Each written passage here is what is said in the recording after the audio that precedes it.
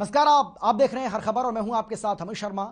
बुधवार को सीएम मनोहर लाल गुरुग्राम के सुल्तानपुर पहुंचे, जहां सीएम मनोहर लाल ने आपको बता दें कि नेशनल पार्क में वृक्षारोपण कर वर्ल्ड वेटलैंड डे कार्यक्रम का शुभारंभ किया। इस मौके पर सीएम मनोहर लाल ने अपने संबोधन में कहा कि प्रकृति की गोद में केवल मनुष्य ही नहीं, वन्य प्राणी, जीव जंतु, पेड़ पौधों का निवास होता है और इसीलिए हमें प्रकृति का विशेष ध्यान रखना चाहिए। उन्होंने कहा कि हरियाणा में 2 वेटलैंड पर हजारों पक्षी आते हैं। मुख्यमंत्री ने बताया कि केवल सुल्तानपुर में 100 से अधिक प्रजाति के 50,000 पक्षियों का हर साल आगमन है। वहीं भिंडावास की बात करें तो यहां भी 40,000 से ज्यादा पक्षी आते हैं। इसके साथ ही उन्होंने कहा कि हम एक पॉलिसी विकसित करेंगे। इसके साथ ही प्रदेश में 75 साल से अधिक आयु के पेड़ के संरक्षक को पेंशन दी जाएगी, ये भी उन्होंने कहा। ऐसा करने वाला हरियाणा देश का पहला राज्य है। वहीं इस मौके पर केंद्रीय पर्यावरण मंत्री भूपेंद्र सिंह यादव भी मौजूद रहे।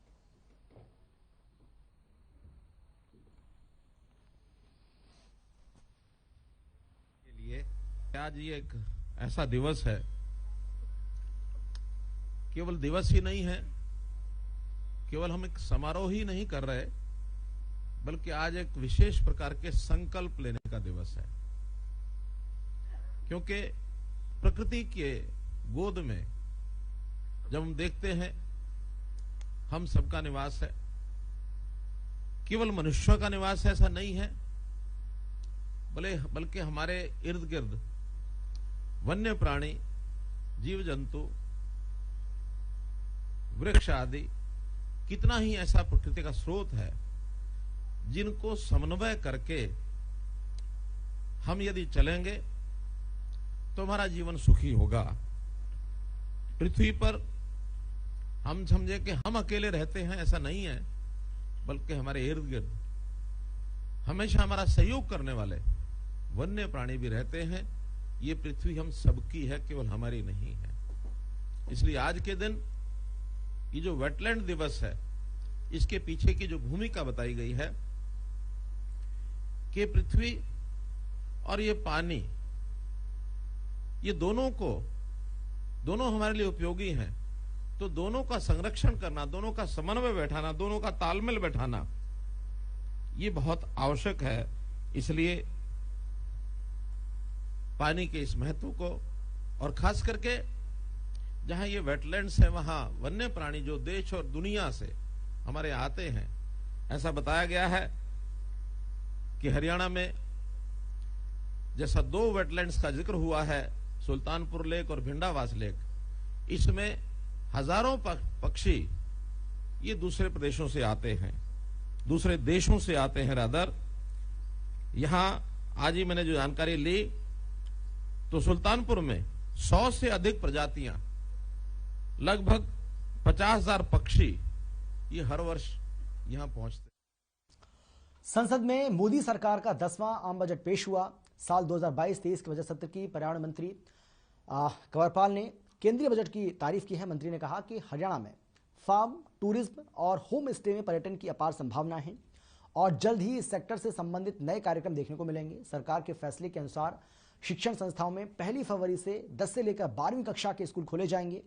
झज्जर जिला के भिंडावास वन्य जीव अभ्यारण्य की प्रशंसा करते हुए मंत्री ने कहा कि आने वाले समय में ये एक अच्छे पर्यटन स्थल के रूप में विकसित होगा।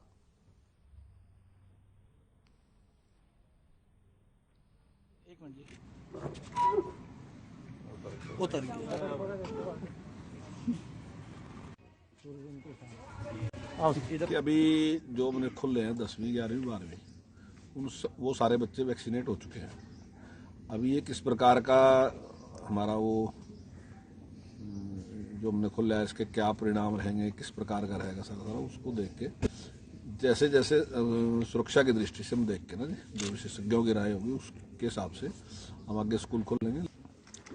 बजट अच्छा पेश हुआ और प्रगति वाला बजट है। इधर से ये 5 पेड़ होते हैं।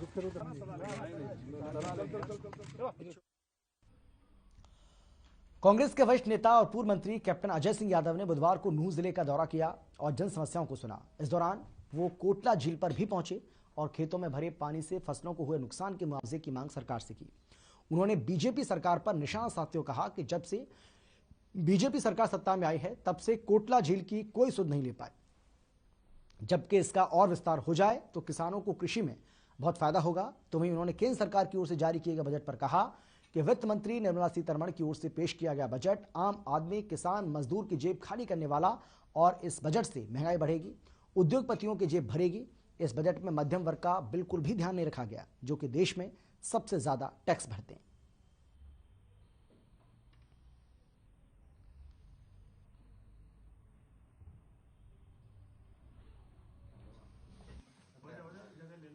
इसमें किसानों के लिए कुछ नहीं है, छोटे व्यापारियों के लिए कुछ नहीं है, गरीब आदमी उनके लिए कुछ नहीं है, और जो कोविड में जिन लोगों की मौत हुई थी उसके बारे में सरकार का कोई संदेश नहीं है। आर्थिक जो सर्वेक्षण जो बता रहा है कि जो इनका अनुमान था 7.6 का वो 6.6 हो गया है, लेकिन मैं कहता हूं कि ये 4% से ऊपर इनका जो है जीडीपी ग्रोथ नहीं हुआ है। हमारे साथ है, लेकिन पूर्व मंत्री और तोशाम से विधायक किरण चौधरी ने कहा है कि भिवानी के चौधरी बंसीलाल विश्वविद्यालय के कैलेंडर से हरियाणा निर्माता कहे जाने वाले पूर्व मुख्यमंत्री चौधरी बंसीलाल की फोटो हटाना निंदनीय है। कैलेंडर से बंसीलाल की फोटो हटाकर प्रदेश सरकार ने अपनी ओछी मानसिकता का परिचय दिया है। उन्होंने कहा कि बंसीलाल विश्वविद्यालय पूर्व सांसद श्रुति चौधरी के प्रयासों से बना था, जिनका फायदा आज जनता उठा रही है, लेकिन प्रदेश सरकार ने इस बात को पूरी तरह से नकार दिया है।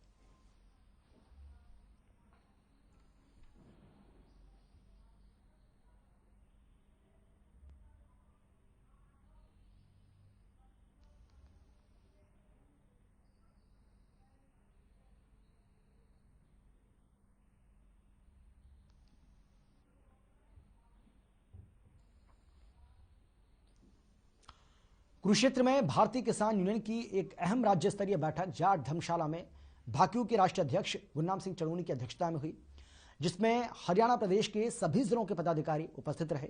मीटिंग में दो मुख्य एजेंडों पर मिशन पंजाब और मिशन यूपी पर चर्चा की गई। मीटिंग में सर्वसहमति से मिशन पंजाब और मिशन यूपी को मजबूती से चलाने का प्रस्ताव पास किया गया।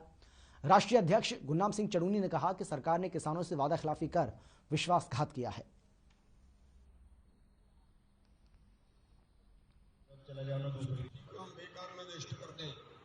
हरियाणा प्रदेश की मीटिंग थी और आज जो है वो एक तो पंजाब के बारे में फैसला लिया है कि वहाँ पे हम 10 सीटों पे चुनाव लड़ रहे हैं संयुक्त संघर्ष पार्टी की तरफ से, और संयुक्त समाज मोर्चे से हमारा समझौता है।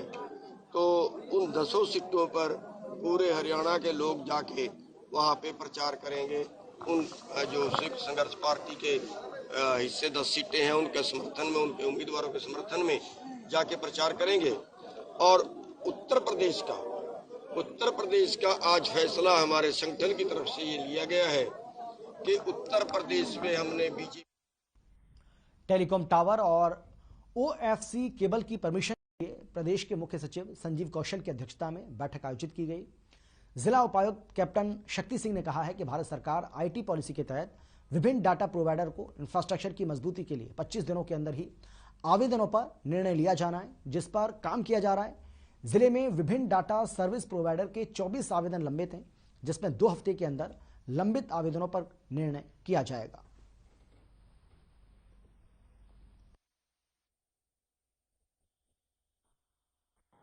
भारत सरकार की जो आईटी पॉलिसी है उसके तहत जो डाटा प्रोवाइडर हैं, सर्विस प्रोवाइडर्स हैं अलग अलग, उनको उनके इंफ्रास्ट्रक्चर को बनाने के लिए, चाहे वो टावर्स हैं चाहे वो अंडरग्राउंड केबल्स हैं, डालने के लिए विशेष फैसिलिटेशन किया गया है और विद इन 45 डेज उनके एप्लीकेशन पर निर्णय किया जाना होता है।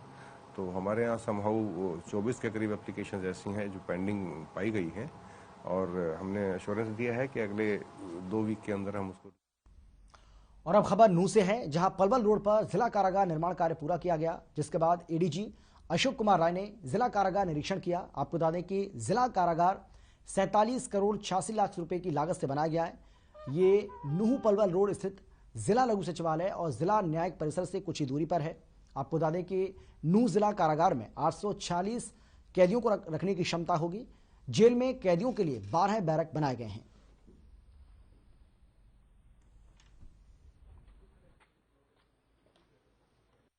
नई जेल बनी है नूह में और इसका अभी इनॉग्रेशन होने वाला है, तो उसके लिए डेट और बाकी सारी चीज़ें फाइनलाइज हो रही हैं, तो उसका जल्दी इनॉग्रेशन हो। एसडीएम मनीष कुमार फोगाट ने उपमंडल परिसर कार्यालय में अधिकारियों के साथ बैठक की है और क्षेत्र में चल रहे विकास कार्यों की प्रगति रिपोर्ट तलब करते हुए समीक्षा की। एसडीएम ने अधिकारियों को मुख्यमंत्री घोषणाओं और अन्य विकास परक योजनाओं को जल्द पूरा करने के निर्देश भी जारी किए। उन्होंने कहा कि विभागीय अधिकारियों की जिम्मेदारी बनती है कि सीएम घोषणाओं को तय समय सीमा में अमली जामा पहनाया जाए ताकि विकास कार्यों का लाभ आम जन को मिल सके।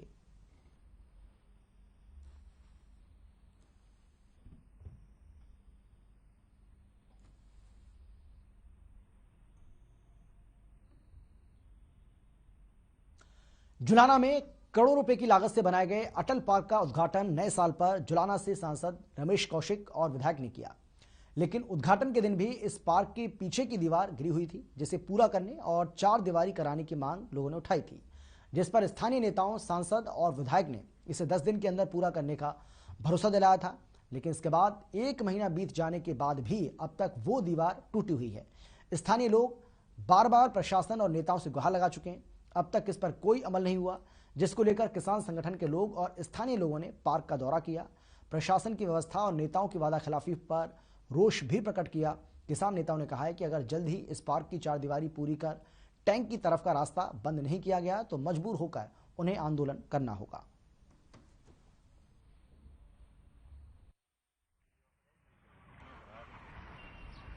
ये जो सरकार है, दो मुहैया सरकार है, ये झूठे वादे कर करके दुनिया गुमराह कर रही है। इस पार्क का उद्घाटन करते समय एमपी और विधायक साहब दोनों जोर शोर से चला रहे थे, यहाँ पे हमने ये कर दिया वो कर दिया। ये पूरा काम होने से पहले उद्घाटन कर दिया इसका, और उस दिन जनता ने बोला था कि इसकी दीवार ये कंप्लीट नहीं हुई है जी। विधायक साहब ने बोला था 10-15 दिन के अंदर अंदर ये काम पूरा हो जाएगा। अब यहाँ छोटे बच्चे खेलते हैं, बच्चा खेलता खेलता कोई भागता भागता इसमें गिर जाए तो ये पीछे होद है इसमें कोई। कैथल के पिहोवा चौक पर चीका के एसएचओ की गिरफ्तारी के विरोध में सामाजिक संस्थाओं के प्रतिनिधियों ने प्रदर्शन कर रोष जताया। दरअसल विजिलेंस विभाग ने 5000 की रिश्वत के आरोप में चीका के एसएचओ जयवीर सिंह को गिरफ्तार कर लिया। सामाजिक संस्थाओं के प्रतिनिधियों का कहना है कि एसएचओ एक ईमानदार आदमी है और उनको जानबूझकर सोची समझी साजिश के तहत फंसाया जा रहा है। आपको बता दें कि दोपहर के बाद विजिलेंस विभाग की टीम चीका थाने में पहुंची और रिश्वत के आरोप में काफी देर तक पूछताछ की गई।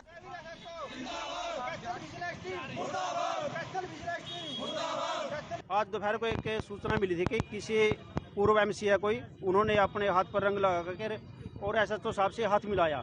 हाथ मिलाने से उसका रंग उसके एसएचओ साहब के हाथ पर लग गया और उसने विजिलेंस टीम से फोन किया कि मेरे से 5000 रुपये की रिश्वत ली। विजिलेंस टीम मौके पर पहुंची और 1:39 से लेकर अभी तक थोड़ी देर पहले ही उनको गिरफ्तार किया है। 3 घंटे की पूछताछ में और 3 घंटे की तलाशी में कहीं कुछ भी विजिलेंस टीम को से कोई पैसे की राशि नहीं मिली, न ही 5000 मिले, न ही 5।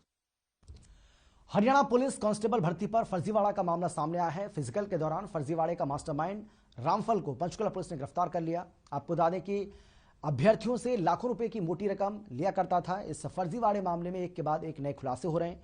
हिसार जेल में बंद मास्टरमाइंड को पंचकुला पुलिस ने प्रोडक्शन वारंट पर पंचकुला कोर्ट में पेश किया और आरोपी को 2 दिन की पुलिस रिमांड पर ले लिया है।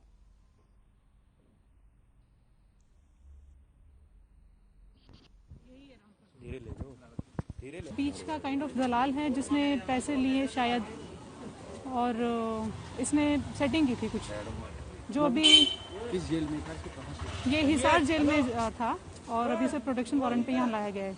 तो कोर्ट में पेश किया तो क्या रहा? कोर्ट में पेश किया है। कोर्ट से हमने इसको पुलिस रिमांड पे लिया है, जो बाकी अभी तक। कुरुक्षेत्र में सरस्वती हेरिटेज बोर्ड के उपाध्यक्ष धुम्मन सिंह किरमिच ने बताया है कि बसंत पंचमी पर हर साल सरस्वती महोत्सव मनाने की परंपरा है। पिहोवा तीर्थ में बसंत पंचमी पर 3 फरवरी से इंटरनेशनल सरस्वती महोत्सव परिक्रमा और क्राफ्ट मेले का धार्मिक समागम रहेगा।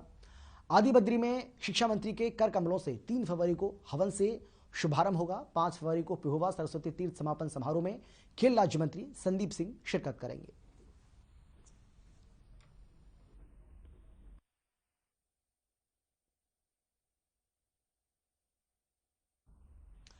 जिला यमुनानगर के सिविल हॉस्पिटल में उस समय परिजनों ने हंगामा कर दिया जब हॉस्पिटल के एक फिजिशियन डॉक्टर नीतीश ने मरीजों के साथ हाथापाई शुरू कर दी, जिसके बाद हॉस्पिटल में मौजूद उच्च अधिकारी भी हरकत में आते दिखाई दिए।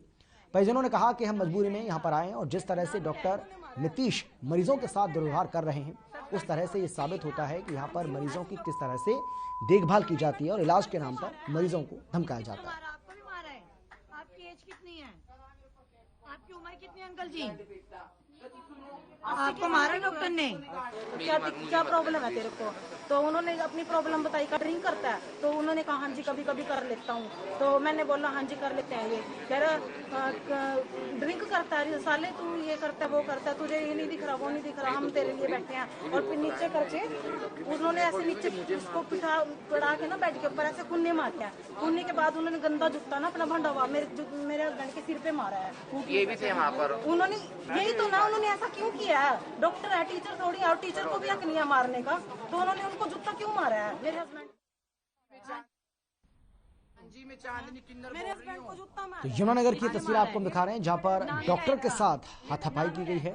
मरीज और तीमारदारों ने बताया जा रहा है कि ये हाथापाई की है। डॉक्टर पर मरीजों को धमकाने का आरोप लगा है। सिविल अस्पताल में इसे लेकर जमकर हंगामा हुआ।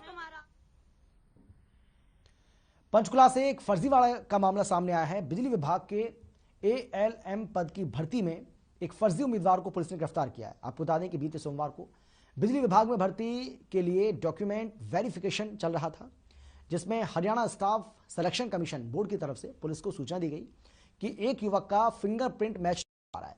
सूचना पाकर पुलिस मौके पर पहुंची और उससे पूछताछ की तो उसने बताया कि उसका ALM पद के लिए 14 नवंबर 2021 को अंबाला में एग्जाम हुआ था, जिसमें उसके स्थान पर किसी और लड़के ने एग्जाम दिया था, जिसके बाद पुलिस ने मामला दर्ज कर लिया और आरोपी को गिरफ्तार कर लिया।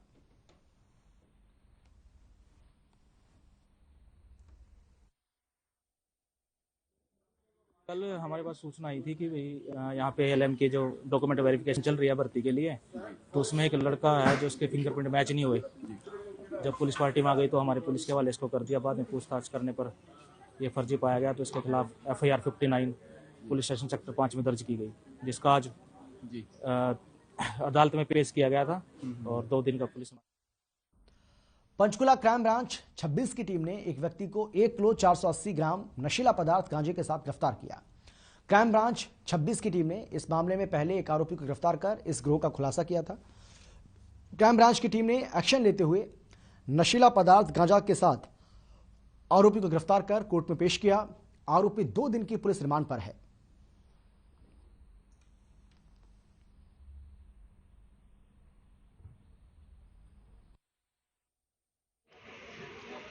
आरोपी आकाश मुकदमा नंबर 94 जो 30 तारीख को दिया गया था, जिसमें एक आरोपी राजू दास गिरफ्तार किया गया था, उसका सहज साथी था।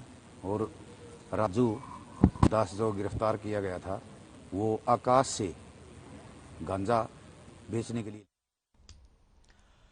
चोरों के हौसले बुलंद हैं। मामला नीलोखेड़ी का है, जहां अज्ञात चोरों ने वहां के घर में खिड़की तोड़कर घर के अंदर घुसकर चोरी की वारदात को अंजाम दिया। इस दौरान घर वाले शादी के लिए खरीदारी करने गए थे। चोरों ने मौका देखकर करीब 35,000 की नकदी के साथ 4 तोला सोना लेकर फरार हो गए। फिलहाल मामले की सूचना पुलिस को दी गई। पुलिस मामले की जांच कर रही है। अज्ञात चोरों को जल्द ही पकड़ लिया जाएगा। में सूचना पहुंची गई पहलवान कॉलोनी में चोरी हो गई है। मौके पर पहुंचे, जो मकान मालिक ने बताया कि कल हम कैथल कपड़ा लेने के लिए गए थे शादी में, रात को नामालूम व्यक्तियों ने घर में घुसकर चोरी कर ली और सुबह हमारे पड़ोसियों ने हमारे को इतला दी तो हम घर पहुंचे और सामान चेक करके दरखास्त लिख कर दे देंगे जैसा कार्रवाई। कितना नुकसान बता रहे हैं? नुकसान अभी तो ये बता रहे हैं, जेवरात भी चोरी हुए हैं, जेवरात वगैरह LED तोड़ गए और कैमरे तोड़ गए। बाकी ये दरखास्त में मेंशन कर देंगे। जो जींद में बदमाशों के हौसले बुलंद देखे जा रहे हैं। बदमाशों में पुलिस का जरा सा भी खौफ नहीं है। आपको बता दें कि ऊंचाना के रजबाहा रोड पर बदमाशों ने सोमवार को सोमवीर नाम का ये युवक है जिसकी हत्या कर दी। मौके से बाइक पर सवार होकर वो फरार भी हो गए। इस वारदात की जानकारी पुलिस को दी गई है और जैसे ही पुलिस को इस बारे में सूचना मिली, जींद के SP और CIA की टीम मौके पर पहुंची, जहां मामले की गहनता से जांच की जा रही है।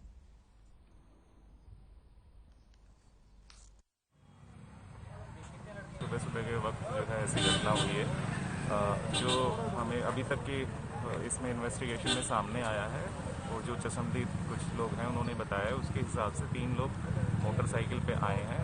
शायद वो इनका पीछा कर रहे थे, 2 लोग बैठे हुए थे मोटरसाइकिल पे बुलेट पे, और उस पे से ये लोग जो है यहाँ इन्होंने इनको घेरा है एक तरह से साइड में रोड के, और एक जो बुलेट चला रहे थे उनके पीछे जो बैठे थे पिलियन राइडर, उनका नाम सोमवीर है, उनको काफ़ी क्लोज इन्होंने शूट किया है।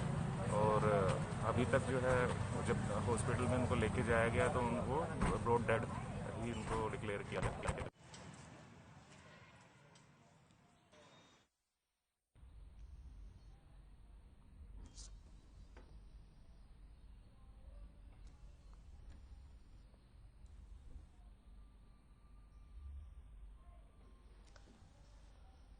तो जींद की तस्वीर आपको हम दिखा रहे हैं, जहां पर हालांकि पुलिस इस पूरे मामले की जांच में जरूर जुट गई है, लेकिन पुलिस का यह कहना है कि वो इस पूरे मामले की गंभीरता से जांच कर रही है और बदमाशों ने जिस तरीके से इस पूरी वारदात को अंजाम दिया है, सरेआम युवक को गोली मारी है, ये अपने आप में एक गंभीर विषय है और इसी को लेकर पुलिस सतर्क है, सजग है, जागरूक है और इसीलिए बदमाशों को जल्द गिरफ्तार करने का तो पुलिस दावा कर ही रही है। इसके साथ ही पुलिस का यह कहना है कि पीड़ित परिवार को न्याय भी मिलेगा।